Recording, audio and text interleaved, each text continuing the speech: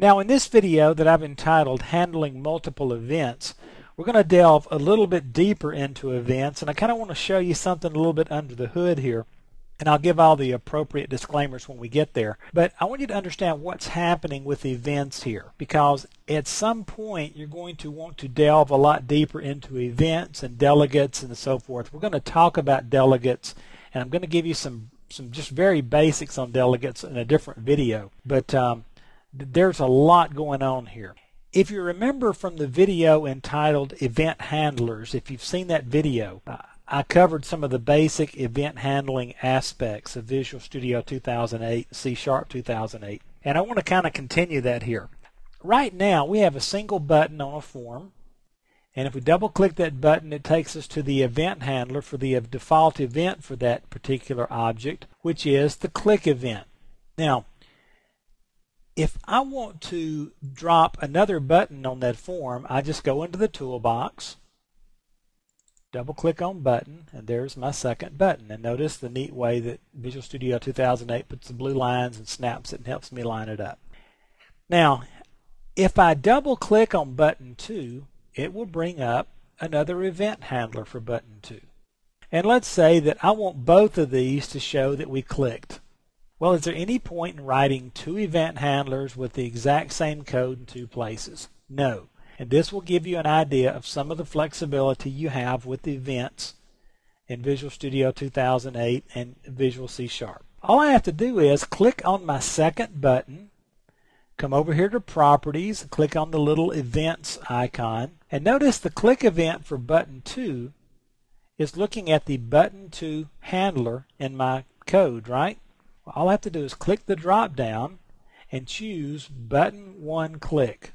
Okay, now even though I'm clicking button 2, it's going to point to the button 1 section of code to run. Now if I go look at my code by clicking on Form CS, you'll notice I only have this one event handler here, and when I run my application now, if I click on button 1 I get clicked, and if I click on button 2, I get clicked. Because what has happened here is we have mapped it right here so that button 2, the click event, is handled at button 1 click method or routine or function inside my code. And if I look at button 1, it's button 1 click. And if you'll notice right here, this is changing when I'm clicking on the two controls, but this is not. Now I want to show you something that is happening in the background. When I went in and clicked on button 1 and said, this is what I want to have handled that.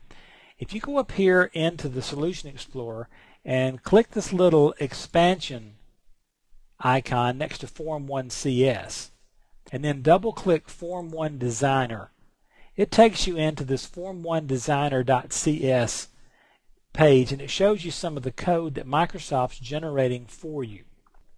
Now the two buttons that we dropped on, notice button 1, which is an object that's instantiated from the system.windows.forms button class, and button 2. But if I expand that generated code, you're going to notice what has happened.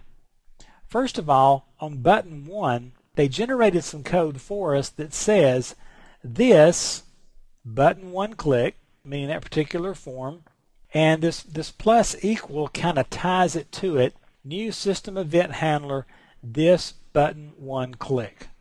Okay, so this is what actually ties this button 1 click to that object. And notice on button 2 we said this button 2 click. Notice new system handler, but notice the one it's pointing to, it's also pointing to button 1 click.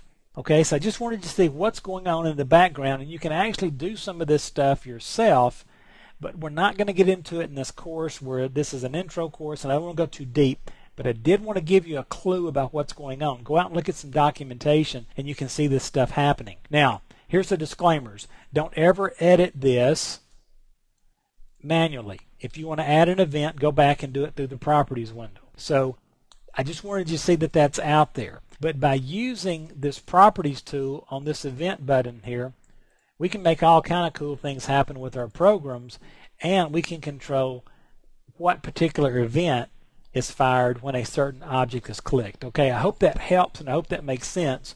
But there's going to be a lot of times, for example, in an interface where you may have a number of text boxes.